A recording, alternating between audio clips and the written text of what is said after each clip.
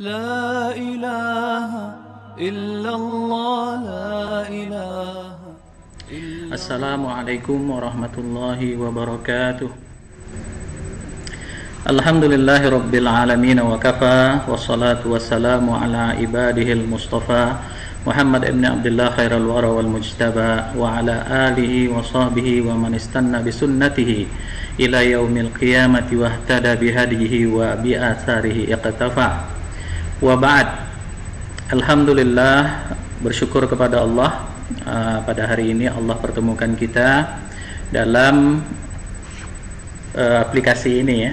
Jadi kita bertemu di ruang udara ini semuanya atas nikmat Allah, walaupun kita tidak langsung bertemu di dalam satu ruangan. Kemudian salat bering salam semoga selalu terlimpahkan kepada Rasulullah junjungan kita Nabi Muhammad sallallahu alaihi wasallam dengan mengucapkan Allahumma shalli ala sayyidina Muhammad wa ala ali sayyidina Muhammad. Allahumma shalli wa sallim wa barik alaih. Yang kami hormati Ibu Kajur dan Bapak Sekjur, alhamdulillah. Kemudian Bapak Ibu dosen sistem formasi, kemudian pengurus himpunan mahasiswa sistem formasi dan panitia yang sudah bertungkus lumus menyelenggarakan kegiatan ini. Mudah-mudahan semuanya dalam ridho Allah Ta'ala. Ikhwati al-aizza, anak-anakku dan para rekan-rekan semua, shaimun was shaimat rahimani Allah wa iyyakum. Di sini orang yang duduk di dalam majelis ilmu, di situ Allah akan turunkan rahmat, Allah akan turunkan sakinah, ketenangan. Rahmat bagi orang-orang yang duduk di majelis ilmu dan sakinah, ketenangan, sehingga banyak sekali orang yang duduk di majelis ilmu itu akhirnya tertidur, apalagi kalau salat Jumat. Nah, itu dalam majelis ilmu salat Jumat itu tidur karena apa? Karena di dalamnya ada sakinah, ketenangan, saking tenangnya tidur. Makanya anak-anak muda sekarang apabila dia ingin ketenangan, jangan pacaran. Ini PSBB ini sebetulnya memberikan pelatihan kepada kita untuk menjaga jarak dan menjaga diri. Maka sebagaimana yang disabdakan Nabi SAW, apabila anak muda itu sudah pingin, maka hendaklah dia segera menikah, sebagaimana sabda beliau, ya ma'syarus sabab man istata'a minkumul ba'ata falyatazawwaj. Wahai para pemuda, apabila kalau sudah mampu hendaklah menikah. Maka kalau betul mau mencari sakinah, janganlah pacaran, tapi adalah dengan menikah. Karena disitulah kita selalu mendoakan agar orang yang menikah itu sakinah, mawaddah, warahmah. Ikhwati al-aizza, Bapak Ibu dosen yang dimuliakan Allah. Untuk selanjutnya di sini kita berbicara tentang nuzul Quran. Nuzul Quran dan Lailatul Qadar. Kalau nuzul Quran di situ jelas berkaitan dengan turunnya Al-Quran di bulan Ramadan. Pada hakikatnya perayaan nuzul Quran, para ulama juga menyebutkan bukanlah dirayakan hanya per tahun, tetapi justru dia selalu dirayakan dalam setiap harinya dalam rangka membacanya, mempelajarinya, juga memahaminya dan akhirnya mengamalkannya dan mengajarkannya. Allah Ta'ala berfirman, syahrul Ramadan alladzi unzila fihi al-Quran hudan linnas wa bayyinatin minal huda wal furqan. Bulan Al-Quran diturunkan, bulan Ramadan diturunkan Al-Quran. Maka pada saat itu Allah berikan pembeda antara kebenaran dengan kebatilan. Kapan sebetulnya turunnya Al-Quran? Al-Quran diturunkan, terjadi perbedaan pendapat para ulama. Di situ sebagian mengatakan pada tanggal 17 Ramadan dan sebagian mengatakan dia adalah di malam-malam terakhir bulan Ramadan, khususnya di malam-malam ganjil, di 10 malam terakhir. Di sini disebutkan dalam satu ayat, yaumal furqan yaumal taqal jam'an. Al-Quran itu diturunkan di hari Furqan, di hari pembeda, yaitu pada saat itu jihad di bulan Ramadan. Maka pada saat itulah ketika bertemu antara dua kelompok yang saling berperang. Pada saat itulah 17 Ramadan. Maka disebutkan oleh sebagian ulama 17 Ramadan turunnya Al-Quran. Namun sebagian ulama juga mengatakan turunnya adalah di malam yang penuh berkah, sesuai dengan firman Allah, inna anzalnahu fi lailatin mubarakah. Sungguhnya kami menurunkan Al-Quran di malam yang penuh berkah, dan kami menurunkan Al-Quran juga di malam Lailatul Qadar. Di dalam ayat yang lain Allah menyebutkan inna anzalnahu fi Lailatul Qadar. Yang menjadi poin bagi kita adalah turunnya Al-Quran. Kita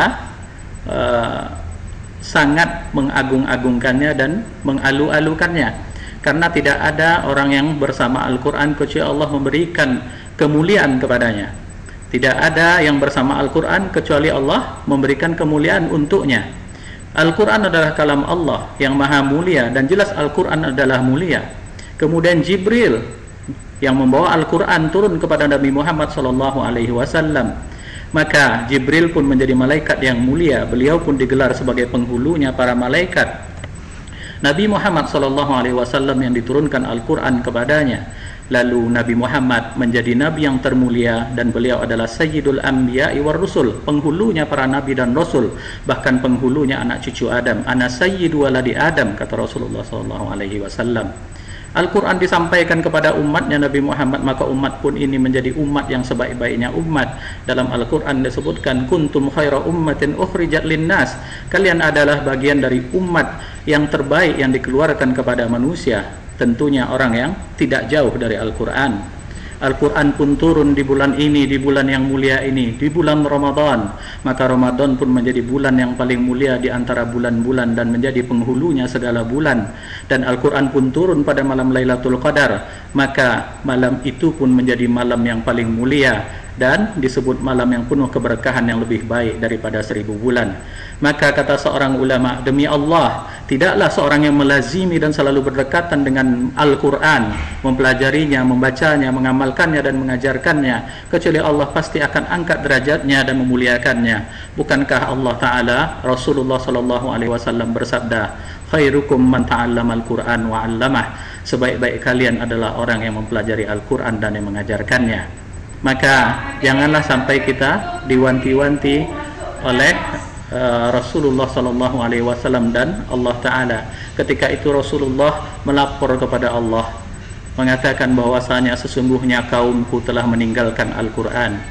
Inna qaumi ittakhadhu hadzal Qur'ana mahjura. Meninggalkan Al-Quran, sesungguhnya kaumku meninggalkan Al-Quran. Mereka meninggalkan membacanya, mereka meninggalkan menelaahnya, mereka meninggalkan mengamalkannya, mereka meninggalkan menghafalnya, mereka meninggalkan untuk mengajarkannya kepada yang lainnya. Maka apakah kita termasuk bagian dari yang ini? Na'udzubillah, summa na'udzubillah min zalik. Maka dalam bentuk orang yang tidak mau menghijrahi Al-Quran, yang meninggalkan Al-Quran, itu dapat kita lihat bagaimana para ulama dapat menghatamkan Al-Quran pada bulan yang mulia ini. Bahkan sebagian mereka ada yang sampai 60 kali khatam. Bagaimana kalau 60 kali khatam? Berarti dalam satu hari sudah 2 kali khatam, 30 hari 60 kali. Pak, gimana itu? Menghatamkan Al-Quran kan nggak boleh kurang dari 3 hari. Memang ada sabda Nabi SAW menyebutkan, seorang sahabat bertanya, ya Rasulullah, bagaimana aku menghatamkan Al-Quran, berapa hari baiknya? 7 hari, kata Nabi SAW. Kemudian aku bisa lebih awal dari itu, maka Nabi SAW menyebutkan 5 hari. Kemudian sahabat tadi bertanya lagi, aku bisa lebih dari itu ya Rasulullah. Maka Rasulullah mengatakan 3 hari. 3 hari adalah engkau paham apa yang engkau baca, sementara kalau kurang dari 3 hari engkau sulit untuk memahami apa yang engkau baca. Maka para ulama menyebutkan bahwasanya menghatamkan Al-Quran bukanlah dilarang kurang dari 3 hari, namun dia akan mengakibatkan kita tidak paham dengan apa yang kita baca apabila kurang dari 3 hari. Namun dibolehkan dan tidak dilarang secara mutlak. Ikhwati jamaah as-shaimun wa shaimat rahimani Allah wa iyyakum. Rasulullah SAW menghatamkan Al-Quran di bulan Ramadan biasanya 1 kali. Kepada Jibril beliau selalu menyetor. Tetapi di dalam tahun kewafatan beliau, Rasulullah SAW sampai menghatamkan Al-Quran 2 kali. Di sini disebutkan orang yang berusaha selalu dekat dengan Al-Quran, maka dia tidak termasuk yang hijrah dari Al-Quran. Selain dari menghatamkan Al-Quran, kita juga mungkin dapat untuk menambah hafalan Al-Quran, murajaah, mengulang-ulang hafalan, memperbaiki bacaan, mempelajari isinya, mengamalkannya dan mengajarkannya. Itu juga bagian daripada orang-orang yang tidak hijrah dari Al-Quran. Ikhwati al-fudala rahimani Allah wa iyyakum. Lalu apa itu Lailatul Qadar? Lailatul Qadar disebutkan oleh para ulama adalah malam yang lebih baik dari 1000 bulan. Imam Mujahid dan Imam Qatadah bersama para ulama yang lain berpendapat mengenai malam yang lebih baik dari 1000 bulan ini ialah apabila kita melakukan amalan salat maupun amalan lainnya dari amalan-amalan ketaatan ketika malam Lailatul Qadar itu datang, maka semua amalan pada waktu itu lebih baik daripada 1000 bulan yang tidak terdapat Lailatul Qadar di dalamnya. Maka kalau orang membaca Al-Quran satu ayat bagaikan dia membaca Al-Quran 83 tahun 4 bulan. Kalau dia berbuat baik kepada orang tuanya, kepada guru-gurunya, maka pada saat itu dia telah berbuat baik 83 tahun dan 4 bulan yang tidak terdapat Lailatul Qadar di dalamnya, maka dibandingkan dengan yang ada di Lailatul Qadar di dalamnya, tentu lebih pahalanya dan lebih berlipat-lipat yang mungkin tidak dapat kita lakukan di luar Ramadan. Bagaimana seorang hamba dapat berinfak di bulan Ramadan dengan satu infak, apalagi di 10 malam terakhir ini dalam rangka mencari Lailatul Qadar. Dia berikan infak walaupun sedikit demi sedikit setiap malam di 10 malam terakhir ini, mudah-mudahan bertemu dengan Lailatul Qadar. Maka orang yang berinfak tersebut apabila pas momennya dengan Lailatul Qadar, maka infaknya dinilai dengan 83 tahun 4 bulan. Seorang yang hidup 83 tahun 4 bulan, maka kita lihat apakah dia berisi ketaatan semuanya. Kita lihat orang-orang tua yang hidup umurnya sampai 100 tahun, sampai 83 tahun. Apakah kita lihat isinya adalah ketaatan semuanya? Tentu tidak. Di situ ada senda gurau, ada berkumpul dengan keluarga, ada berjalan-jalan, ada tidur, ada makan, ada yang lain-lainnya, yang apabila tidak diniatkan semuanya karena Allah, maka hilanglah pahalanya dan itu hanya menjadi kebiasaan yang biasa. Namun ketika seorang membaca Al-Quran, berbuat baik satu kali saja di malam Lailatul Qadar, maka isinya 83 tahun itu semuanya adalah ketaatan, dinilai dengan ketaatan yang dia lakukan dengan satu kali ketaatan. Masya Allah. Ini adalah fadilah keutamaan yang Allah berikan kepada kita. Maka carilah Lailatul Qadar itu di 10 malam terakhir sebagaimana yang disebutkan oleh Nabi SAW. Taharraw Lailatul Qadri fil witri minal ashril awakhir min Ramadan. Carilah Lailatul Qadar pada malam-malam ganjil dari 10 hari terakhir di bulan Ramadan. Ini diriwayatkan oleh Imam Bukhari. Kemudian banyak riwayat-riwayat lain yang menyebutkan carilah di malam-malam ganjilnya, karena malam-malam ganjil itulah yang lebih khusus lagi, dan Allah Ta'ala tidak menyebutkan di malam yang keberapa. Cuman Rasulullah SAW menyebutkan di 10 malam terakhir, jika salah seorang kalian lemah atau tidak mampu, maka ia janganlah kalah di 7 malam terakhir. Sekarang tinggal 5 malam terakhir, sekarang malam 25. Maka apa yang kita persiapkan? Siapa yang qiyam di bulan Ramadan dan qiyam di malam Lailatul Qadar, maka Allah akan ampuni dosa-dosa yang sebelumnya. Hadis ini diriwayatkan oleh Imam Bukhari. Man qama Lailatul Qadri imanan wa ihtisaban ghufira lahu ma taqaddama min dzanbi. Adik-adikku sekalian dan para asatid dosen yang dimuliakan Allah, maka kita perbanyaklah infak pada bulan Ramadan ini, karena Rasulullah SAW adalah orang yang paling dermawan. Terkhusus di bulan Ramadan Rasulullah lebih dermawan lagi. Jangan sampai kita melupakan dan pelit dalam berinfak dengan harta ini, sebab ada orang yang minta kembali ke dunia ini setelah dia meninggal, untuk diminta panjangkan umurnya, panjangkan kehidupannya ketika kematian akan menghampirinya, hanya karena ingin berinfak. Wa anfiqu mimma razaqnakum min qabli ayati ahadakumul maut fa yaqula rabbi laula akhartani ila ajalin qarib fa asaddaqa wa akum minas solihin. Ya Allah, akhirkanlah aku dan tangguhkanlah pencabutan nyawaku, kembalikan aku lagi ke dunia, karena sesungguhnya aku ingin berinfak dan bersedekah, lalu aku menjadi orang-orang yang soleh. Tapi ketika itu, kalau ajal sudah datang, maka wala yuakhirallahu nafsan idza jaa ajaluha. Sekali-kali Allah tidak akan menangguhkan ajal dari seorang apabila sudah sampai ajalnya. Ikhwati al-fudula rahimani Allah wa iyyakum. Berinfak pada satu malam ini maka bernilai dengan 1000 bulan, 83 tahun 4 bulan. Itu bayangkan seorang yang berinfak, maka infaknya adalah bernilai berlipat-lipat ganda yang tak mungkin kita lakukan di luar Ramadan dan di luar malam Lailatul Qadar. Yang dimuliakan para dosen dan mahasiswa yang dimuliakan Allah.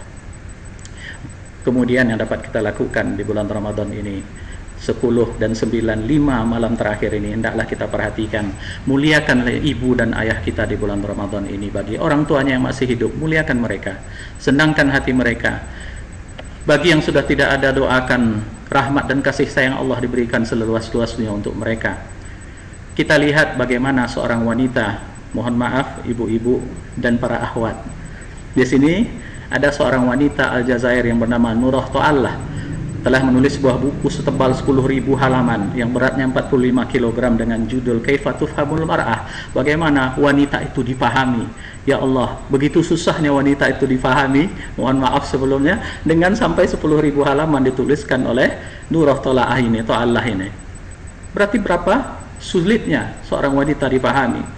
Maka perhatikanlah di antara wanita-wanita yang sulit dipahami itu, bagaimana kita melihat seorang wanita yang tidak begitu susah dipahami. Sadarkah kita ada sosok wanita yang sangat mudah bagi kita memahaminya, mengalir begitu saja tanpa berusaha payah kita mendalaminya. Dia yang sederhana, tak banyak menuntut kecuali memberi hanya kebaikan, munajat, doa-doa yang dipanjatkannya setiap sepertiga malam terakhir. Semua itu demi kebaikan kita. Siapa mereka? Siapakah dia? Dia adalah ibunda kita, mak kita, mama kita, ibu kita, orang tua kita. Begitu mudah memahami beliau yang mulia ini, namun kita banyak melalaikannya, banyak berbuat durhaka kepadanya. Kadang kita membentaknya, kadang kita meninggikan suara di atas suaranya, kadang kita hentakkan kaki kita sebagai bentuk kemangkelan kita akan perintah dan suruhannya. Kadang kita tak pernah lalai, kadang kita tak pernah dan lalai mendoakannya. Lihatlah dan bayangkan wajah ibunda kita, wajah ayah kita yang sudah semakin tua, berkeriput wajahnya di yang mulia itu, demi menyekolahkan kita. Bayangkanlah wajah-wajah lelah mereka, wajah-wajah teduh mereka yang selalu tersenyum di hadapan kita, menutupi masalah-masalah besar yang mereka hadapi, agar kita sebagai anaknya tidak khawatir dan ikut terbebani dengan masalah yang sebetulnya mereka lakukan itu semua demi kita. Semua dilakukan untuk anak-anaknya, yaitu kita. Ya Allah, maka tidak heran kalau Allah mensandingkan larangan berbuat syirik yang merupakan dosa yang paling besar yang tidak diampunkan dosa itu dengan larangan berbuat durhaka kepada orang tua. Bahkan ketika orang tua kita masih belum beriman sekalipun, Rasul perintahkan tetap berbuat baik dan berkata baik kepada mereka, mentaatinya dalam urusan yang tidak menyelisih agama. Apatah lagi orang tua kita yang melahirkan kita, yang menanamkan benih-benih keimanan dan Islam kepada kita dari kecil sehingga dewasa. Mudah-mudahan Allah mengampuni dosa kedua orang tua kita dan merahmati mereka semua. Amin ya rabbal alamin. Ikhwati al-fudala rahimani Allah wa iyyakum. Kemudian ada satu yang terakhir, disunnahkan bagi kita di malam Lailatul Qadar untuk berdoa. Doanya adalah Allahumma innaka afuwun tuhibbul afwa fa'fu anni. Ya Allah, sesungguhnya Engkau Maha Pemaaf, maka maafkanlah aku. Sungguhnya Engkau Maha Pengampun, maka ampunkanlah aku. Ini adalah doa yang diajarkan Nabi SAW kepada Aisyah Ummul Mukminin ketika Aisyah bertanya, apabila aku bertemu Lailatul Qadar, maka apa yang aku lakukan? Maka kata Nabi, bacalah doa tersebut. Demikianlah mungkin yang dapat kami sampaikan. Wabillahi taufiq wal hidayah wa firridha wal inayah. Mudah-mudahan ada manfaatnya. Segala kekurangan kami mohon dimaafkan. Wabillahi taufiq wal hidayah wa firridha wal inayah. Wassalamualaikum warahmatullahi